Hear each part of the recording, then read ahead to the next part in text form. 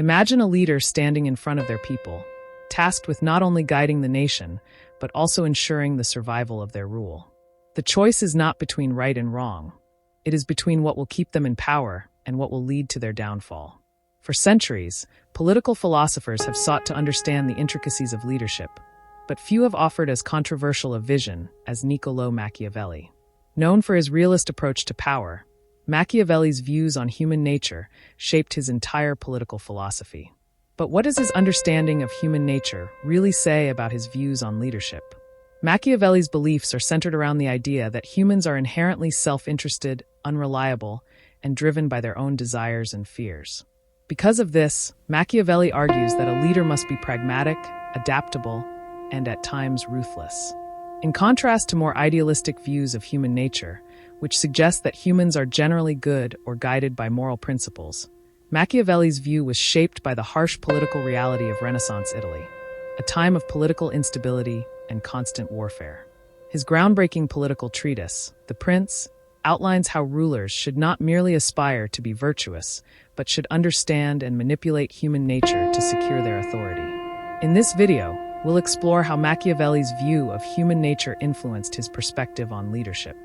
Additionally, we'll compare his thoughts with those of another towering political thinker, Thomas Hobbes, whose own views on human nature and the role of government were shaped by the chaotic period of the English Civil War.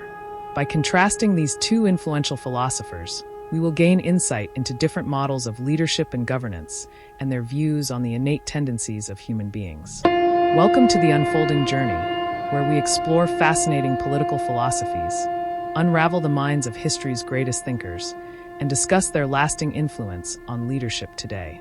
If you've ever wondered about the true nature of power or what it means to lead, you're in the right place. In today's video, we will dive deep into the political thought of Niccolò Machiavelli, specifically his view of human nature, and see how these ideas contrast with those of other philosophers like Thomas Hobbes. Get ready for an insightful journey into the minds of these two political giants. Before we get started, make sure to subscribe to the channel so you don't miss out on any future discussions on leadership, philosophy, and history. To understand Machiavelli's views on leadership, we must first explore his understanding of human nature. In The Prince, Machiavelli presents a rather pessimistic view of humanity. He believed that humans, by nature, are driven by selfish desires, fear, and the pursuit of personal gain. He writes that people are ungrateful, fickle, pretentious, deceitful, and greedy. From this perspective, humans are not inherently virtuous or morally guided, but are primarily motivated by their own interests. This view is not rooted in malice, but in the realities of human survival. Machiavelli suggests that people act out of self-interest, and their loyalties shift based on their immediate needs and fears. Machiavelli's political realism follows from his view of human nature.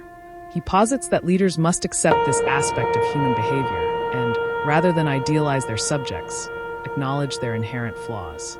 A leader who expects people to act out of altruism or loyalty is doomed to fail. Therefore, Machiavelli advises rulers to be prepared to manipulate, deceive, or coerce their subjects when necessary. For him, leadership is not about moral righteousness. It is about stability, control, and survival. A prince or ruler who is too compassionate or morally idealistic risks losing their power to more ruthless opponents. Machiavelli famously claims that a successful ruler must be a master of both virtue and vice. While it is ideal for a ruler to be perceived as virtuous, they must be willing to act immorally when necessary to maintain power. He writes that a prince must learn how not to be good when the situation demands it. For instance, a ruler may need to resort to cruelty or manipulation if these tactics ensure the security of the state. Machiavelli believes that a ruler must focus on the ends, maintaining power and stability, rather than the means, morality, and ethics. One of the key aspects of Machiavelli's advice is the idea that a ruler should be feared rather than loved. In his view, fear is a more reliable motivator than love. People may change their allegiances based on affection or personal gain, but fear of punishment is a constant that can maintain a leader's authority. However, Machiavelli also cautions against cruelty for cruelty's sake, as overly harsh tactics can turn the populace against the ruler. Instead, a ruler should aim to strike a balance where they maintain enough control through fear while avoiding being despised. Machiavelli's understanding of human nature led him to propose a model of leadership that is characterized by pragmatism, adaptability, and a keen understanding of power dynamics. For Machiavelli, the leader's primary goal is the preservation of the state and the ruler's power. This requires navigating the complexities of human nature, including the fickleness of public opinion, the threat of rival powers, and the potential for internal dissent. A key principle of Machiavelli's leadership advice is the ability to be flexible and pragmatic in the face of changing circumstances. A successful leader must be able to act decisively and shift tactics as needed. This is evident in Machiavelli's famous concept of virtue, which refers to a ruler's ability to shape their own destiny through bold action and manipulation of circumstances. A leader must be adept at recognizing when to appear virtuous and when to act in ways that might be seen as immoral, such as breaking promises, deceiving allies, or making unpopular decisions. In Machiavelli's world, survival is the ultimate goal, and maintaining power often requires calculated and morally ambiguous decisions. Machiavelli also introduces the concept of fortuna, or fortune, which represents the unpredictable elements of life that a ruler must navigate. While fortune can be a major factor in a ruler's success or failure, Machiavelli argues that a skilled leader can influence and control fortune through bold action and adaptability. The successful ruler, according to Machiavelli, is one who understands both human nature and the forces of fortune and uses them to their advantage. Machiavelli's perspective on human nature is often compared to that of Thomas Hobbes, an English philosopher who wrote extensively on human nature and politics, particularly in his work Leviathan, 1651. While both thinkers share a somewhat pessimistic view of humanity, they offer different ideas about how societies should be organized and what role a leader should play in governing. Like Machiavelli, Hobbes believed that humans are naturally self-interested and driven by a desire for survival. In Leviathan, Hobbes famously describes the natural state of humanity as one of war of all against all, where life is solitary, poor, nasty, brutish, and short.